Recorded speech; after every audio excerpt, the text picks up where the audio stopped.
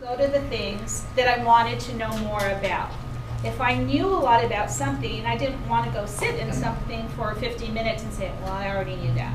Or get to the end of the PowerPoint presentation when they were on number 2 of the PowerPoint, because I already knew those things. So hopefully tonight you'll be able to educate yourself and learn from our staff on some of the things that you might not know or want to know more about.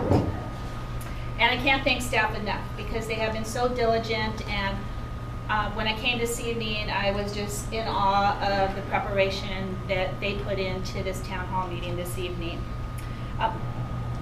So one of my objectives as mayor was to empower our community's most vital resource, and that's you. You, the residents, with the knowledge you need to engage with your local government. And to fulfill this objective, I promised to hold the town hall meeting, as I shared, and so that there was engagement between citizens and their government, so that you know what's going on. You will leave here hopefully knowing what's going on in your city and how this city is progressing.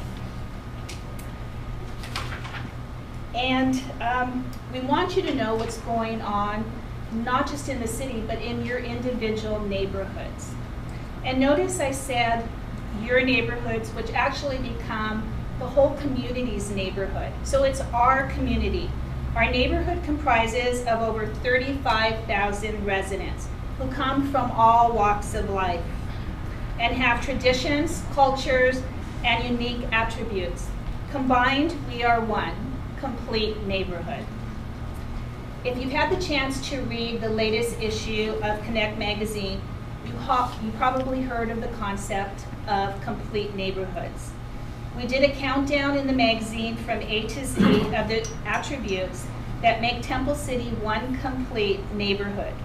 But right now I want to focus on K, for knowledge. Knowledge is power. Using public information outlets like social media, Connect magazine, or even this town hall meeting, we are continuously looking and seeking ways to equip you with the knowledge to empower you to participate with us in your local government. Being involved in the projects or the programs that the city has to offer that affect your daily quality of life will make our neighborhood stronger and more complete. This idea of community empowerment inspired us to design this unique kind of town hall meeting where you're going to get to choose what you want to learn. So you get to take the reins on your own civic education, and we hope that you will become empowered and excited to not only get involved, but to actually stay involved. After tonight, I want to let you know that if we whet your appetite enough, you can sign up for our 6-week Citizens Academy, or it's actually 7 weeks, and it'll explore topics ranging from planning and budgeting to recreation and public safety. There are interactive classes, and they will be held weekly starting October 10th through December 5th.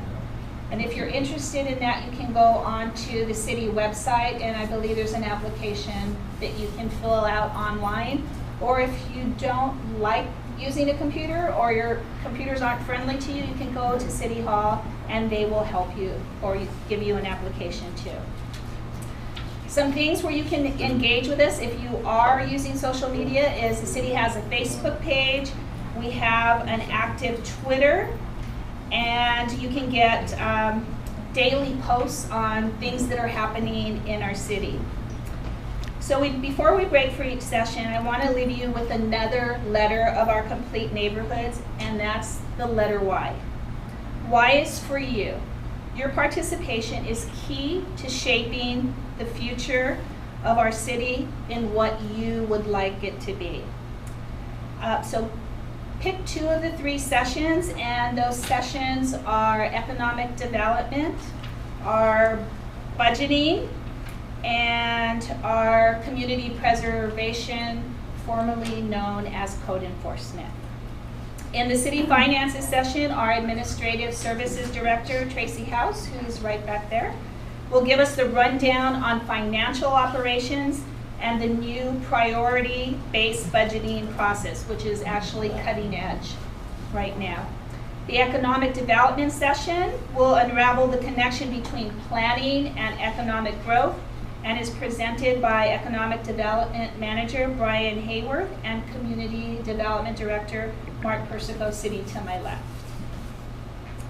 The community preservation session is presented by Public Safety and Services Manager Robert Sahagan and Brian Aruzumi, and will focus on how code enforcement preserves and enhances the integrity of our neighborhoods. The first session ends at 7:50. The second session begins at, it says 7:55, but I don't think that's right, or it would be a short time. But anyway, we'll have a process where you can go to the next section. On behalf of the City Council, thank you for your participation, and we hope that you will be inspired tonight to continue being a partner with us in your community. So thank you. Of codes and regulations, going from someone that has junk, trash, and debris in their house to something as simple as trash cans being stored on the curb. We want to eliminate blight and nuisances within our community.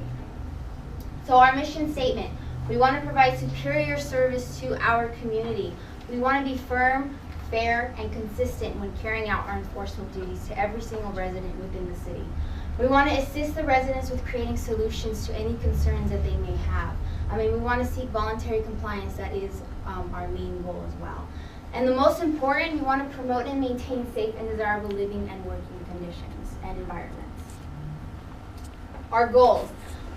We want to take a proactive approach to enforcement. We don't want to rely only on residents of the city to call the city for any concerns that they might have with their neighbor, with somebody down the street. We want to be able to take that proactive approach and go out there on our own and act upon any observation that we see for a code violation. We want to target the most common code violations and bring the attention to the property owner that they may not be aware of any violations. I think everybody knows that Temple City is a bedroom community, but when you look at how the various land uses break down, the city only has about 7 or 8% of its total land area in commercial zoning. So we have to get as much revenue as we can out of that 7 or 8% of land we have for commercial. We've got about 85% residential, we've got about 6 or 7% industrial, and then the balance is either parks, land, or publicly owned property, the school district property, city hall, city facilities. This is one of the ideas, again, when you look at developing a specific plan, one of the things that we're going to be doing through this process is looking at precedents, looking at what other communities have done, trying to gauge the community interest based upon what's happened in either the city of Monrovia, what's happened in the city of Brea, what's happened in the city of Claremont. For those people who've been in other communities, whether they're in Southern California, whether they're on the East Coast, or whether they're somewhere else in the world, again, we all have different ideas about what the community should look like, and we'll go through that process through what's called a series of precedents, looking at photographs like this and gauging people's reactions to Where it. is that Our revenue. Fees, fines, and charges. Fines, let's start with that. That's everything that's, if you get a ticket, whether it's moving violation or parking ticket, that comes back to us. Parking, we get we get a lot of parking control revenue, or parking ticket, most of our parking ticket revenue, because it's a local fine or a local, we determine that we're going to that we're going to have a parking citation, parking citation program.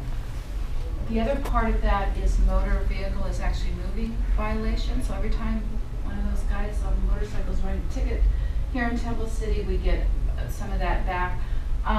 New trees, additional trees, and doing new landscaping to make it a more inviting environment for people to walk. It's kind of, walkability is one of those things that's the chicken or an egg. Will people come if it's an inviting environment, or will people come if there's something to walk to?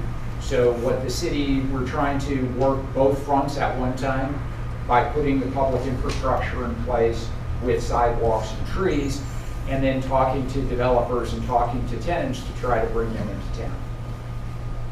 But actually, if you can hold your thought a little bit. Yes, I'll get back to you. Yes. I have two questions. One, I do walk Las Tunas, both sides of the street. Yes. And you're talking about the businesses. Half the time, a lot of them aren't open. You have no idea even what's back there. So I think that's bad. Right. Plus, how is Randy Wayne gonna do to incorporate what you're doing? We have nothing yet. How is he gonna do it, and with what? Well,